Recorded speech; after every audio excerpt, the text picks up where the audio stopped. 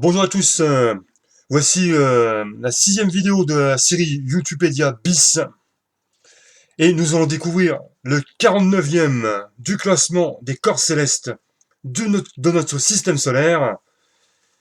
Le voici, le 49e, il s'agit de suspense, il s'agit d'une comète et c'est celle le 103P Hartley. Donc le 103P Hartley qui occupe la 49e place du classement.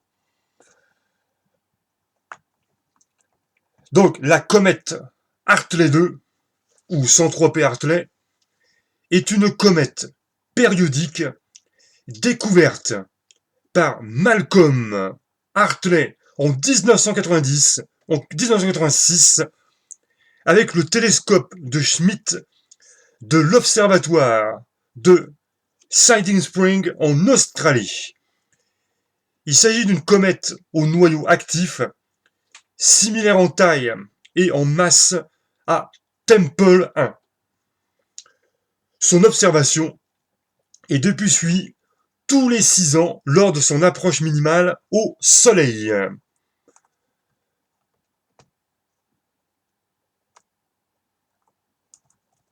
Alors, l'objectif de mission. Dans le cas d'une extension de la mission Epoxy de la NASA, la sonde Deep Impact a été redirigée vers la comète Hartley 2, qu'elle a survolée à seulement 700 km de distance le 4 novembre 2010, prenant passage d'impressionnants clichés du noyau cométaire. Programmé le 31 décembre 2007, ce voyage a pris plus de 2 ans et demi. La sonde a parcouru l'équivalent de 18 fois la distance de la Terre au Soleil et utilisé 3 fois l'assistance gravitationnelle de la Terre avant d'atteindre la comète. Le but de la mission est de tracer des cartes des températures, de l'albédo, c'est-à-dire du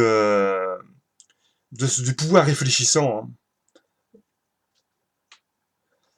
et des variations de couleurs, modéliser son noyau, faire une étude de la distribution de la poussière et des gaz dans la coma, c'est-à-dire la queue de la comète, rechercher des composés volatiles congelés, repérer les caractéristiques de surface qui indiquent par quel processus la comète a été formée, et comparer la taille et la distribution des cratères. Alors, concernant les données scientifiques, le télescope spatial Herschel, lors d'une campagne d'observation en octobre et novembre 2010, révèle que cette comète renferme de l'eau, semblable à celle contenue dans les océans terrestres. Herschel a mesuré le rapport isotopique entre deux formes de molécules d'eau, l'eau mi-lourde HDO et l'eau normale H2O. Il a trouvé une valeur du rapport entre le deutérium et l'hydrogène de 0,016%, proche de la valeur des océans terrestres, puisque les océans terrestres, le rapport entre le deutérium et l'hydrogène est de 0,0156%. Alors, concernant maintenant les observations. De retour en 2010, la comète était observable depuis l'hémisphère nord. Elle est passée à côté du double amas de Persée aux alentours du 8 octobre. Il faut savoir que le double amas de Persée, c'est des étoiles visibles à l'œil nu. Sa magnitude apparente diminua pour descendre vers la magnitude plus 5. Elle fut donc observable à l'œil nu. Elle est passée environ 0,12 UA de la Terre en octobre. 0,12 UA, 1 UA, sachant que 1 UA, c'est la distance entre la Terre et le Soleil. Donc, il faut prendre 0,12. Ça fait faut diviser par 10. Donc ça fait à peu près... Elle est passée à peu près à 15 millions de kilomètres de la Terre. Hein. À peu près, hein, un peu plus, entre 15 et 20 millions.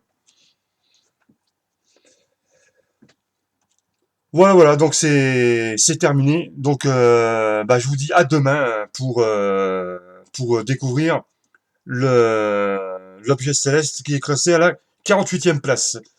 Merci beaucoup.